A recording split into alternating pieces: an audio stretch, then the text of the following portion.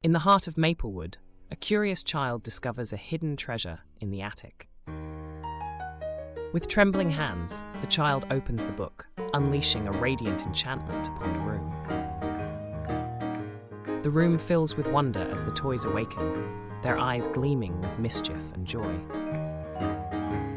Laughter and pandemonium erupt as the toys frolic and play, turning the room into a whirlwind of activity.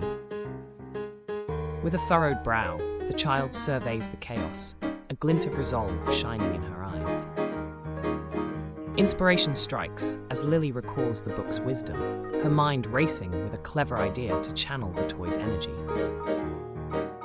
With a grin, Lily orchestrates a game, guiding the toys to play together in harmony and purpose. Unity blossoms as the toys collaborate, their laughter ringing out in joyful melodies of friendship. Challenges mount as the toys test Lily's leadership, pushing her to dig deep for courage and creativity.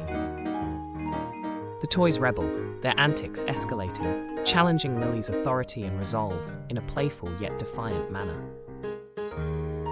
With a tender touch, Lily bridges the gap, connecting with her toys on a deeper level of understanding and empathy.